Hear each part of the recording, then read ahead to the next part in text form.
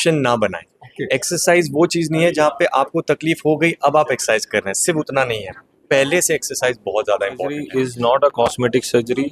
Obesity itself is a medical disease. So, like any other medical problem, we have to treat obesity as a medical disease. Say people do is forget the proteins. वो जाएंगे सिर्फ soup पियेंगे, सिर्फ salad खाएंगे, सिर्फ fruits लेंगे. तो it does not work that way. आपको मसल मास बढ़ाना है और फैट लॉस करना है.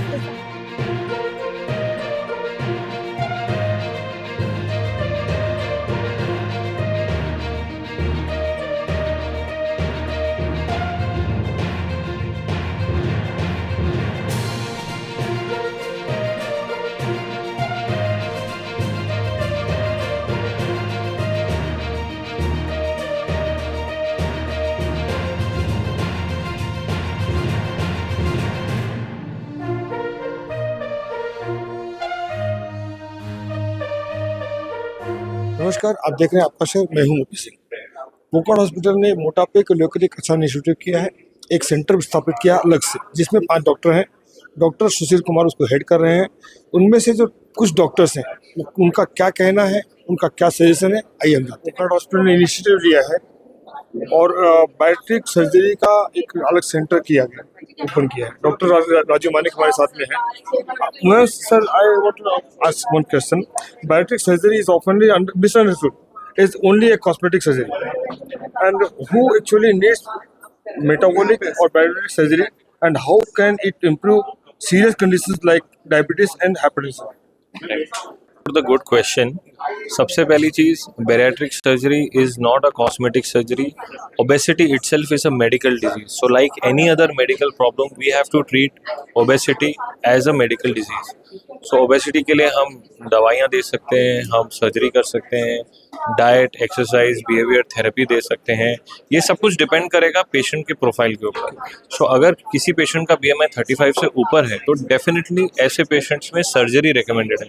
लेकिन 35 से नीचे अगर BMI है तो ऐसे पेशेंट्स को हम नॉन सर्जिकल कैंडिडेट्स की तरह ट्रीट करते हैं और उनके लिए अलग पाथवेज हैं, जैसे diet, exercise, nutrition, behaviour therapy, tablets, injection. Sir, आपने जो सफल सर्जरी की है उसके बारे में कुछ बताएं।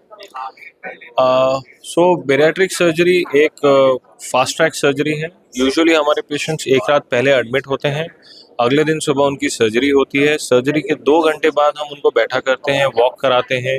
3 घंटे बाद हम क्लियर लिक्विड शुरू करते हैं and within 1 day patients can actually go home. So we follow the enhanced recovery after surgery, the ERAS protocols, जिसके तहत हम ऐसे पेशेंट्स में कोई राइल्स ट्यूब यानी कि खाने की नली नाक से नहीं डालते, कोई पेशाब की नली यानी कैथेटर नहीं यूज़ करते, और पेशेंट्स को जल्द से जल्द ओरल डाइट शुरू करते हैं, जिससे उनके बॉडी में मिनिमम से मिनिमम चेंजेस आएँ, जो कि सर्जरी के कारण हो या फिर दवाइयों के कारण हो या बेहोशी की दवाई के कारण हो। इससे पेशेंट्स बहुत जल्दी रिकवर करते हैं, बहुत अच्छा महसूस करते हैं और 1 से 2 रात में हॉस्पिटल के स्टे के बाद में वो घर चले जाते हैं। नी पेन का कंप्लेंट करते हैं, फिर ठीक होता है कंप्लेंट। इसके बारे में क्या करेंगे? देखिए, बहुत कॉमन चीज़ है ये, और हम जितना समझ सकते हैं उससे भी ज़्यादा बड़ा प्रॉब्लम है ये, क्योंकि इतने ज़्यादा पेशेंट्स हैं जिनको पेन है, एक है, और वो दर बदर भटकते हैं, MRIs लेते हैं, स्पॉन्डिलोसिस है, और हर बार डॉक्टर उनको सारा ट्रीटमेंट देने के बाद स्लाइटली एक चीज़ कह देता है कि वेट कम करने की ज़रूरत है। इसका रीज़न ये है क्योंकि मोटापा सिर्फ आपके अंदर सिस्टम पे नहीं, आपके बॉडी पे भी डालता है। फॉर एग्जाम्पल, अगर कोई एक इंसान को बहुत ज़्यादा बेली फैट है तो उसकी स्पाइन हमेशा थोड़ी सी टेढ़ी रहेगी, तो उसे बैक पेन होने का बहुत ही कॉमन इशू है। अगर कोई ऐसा इंसान है जिसको हिप में फैट है तो उनको नी पेन, वेट उतना ही ज़्यादा पड़ रहा है। हमारे बॉडी में 2 ऐसे जॉइंट है जो वेट बेयरिंग जॉइंट कहे जाते हैं, नी एंड स्पाइन। और अगर आपका स्पाइन और नी पे बहुत ज़्यादा वेट पड़ रहा है और वहाँ के मसल स्ट्रॉन्ग नहीं है तो डेफिनेटली आपको पेन होंगे। तो ये कहना कि सिर्फ मसल स्ट्रेंथनिंग से ठीक हो जाएगा, नहीं, उसके साथ साथ वेट की भी ज़रूरत है। ये कहना कि सिर्फ वेट कम होने से ठीक हो जाएगा, ये भी गलत है। वेट होने के साथ साथ आपको स्ट्रेंथनिंग भी करनी पड़ेगी। तो सर, आप क्या सजेस्ट करेंगे पेशेंट्स को कि आपको? मेरा सबसे basic and most important suggestion हर एक इंसान से यही है कि जिस तरीके से आप एक ब्रश करते हैं, जिस तरीके से आप डेली की एक बेसिक एक्टिविटी करते हैं, उसी तरीके का इम्पोर्टेंस अपनी एक्सरसाइज को दीजिए। एक्सरसाइज को ऑप्शन ना बनाएं। एक्सरसाइज वो चीज़ नहीं है जहाँ पे आपको तकलीफ हो गई अब आप एक्सरसाइज कर रहे हैं, सिर्फ उतना नहीं है, पहले से एक्सरसाइज बहुत ज़्यादा इंपॉर्टेंट है। एक बहुत कॉमन चीज़ मैं समझाऊंगा कि जितना आप जॉइंट को मूव करेंगे उतना उसके अंदर न्यूट्रिशन पहुंचेगा जो भी आपने खाया है। तो बहुत ज़रूरी है कि हम पूरी तरीके से बॉडी को डेली बेसिस पे कुछ कसरत करके उसको फिट रखें। अगर ये हमने कर लिया तो हमारी प्रॉब्लम सॉल्व हो जाएगी। और अगर जो कोई ऑलरेडी वेट उनका हो रखा है और दर्द है तो एक डिटेल इवैल्यूएशन ये बहुत ज़्यादा ज़रूरी है। पता करना क्या प्रॉब्लम है, सोल्यूशन हम सबके पास है, बट पता करना क्या है। Thank you very much, thank you. Thank you. तो आप बताइए मैडम कि जो क्रैश डाइट होता है, सोशल मीडिया फिटनेस होता है, उसके लेकर क्या बात है? सो बड़ा अच्छा सवाल है आपका।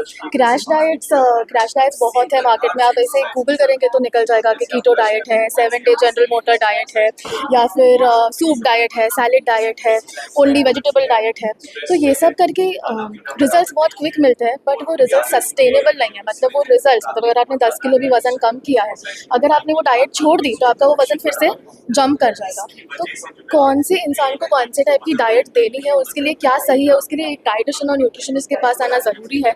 हम समझते हैं कि उनका ईटिंग पैटर्न क्या है, हम समझते हैं कि वो उनके फूड के प्रेफरेंसेस क्या है, उनके वेट के हिसाब से उनका इंटेक प्रोटीन का कैसे रखना है, फाइबर का कैसे रखना है। तो हमारे साइड से जो वेट लॉस होता है वो सस्टेनेबल होता है, वेट उनका वापस जंप नहीं करता। What is the most common mistake people do?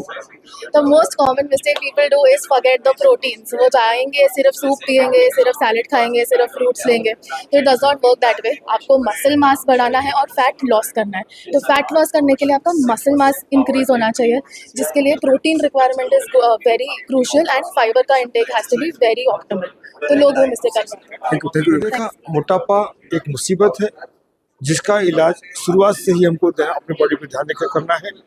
डॉक्टरों का सजेशन ध्यान से देखिए और ध्यान से सुनिए और उस पर फॉलो करिए। ये इनका संदेश है। अब बने रहे, स्वस्थ बने रहें, ये हमारी शुभकामनाएं। धन्यवाद।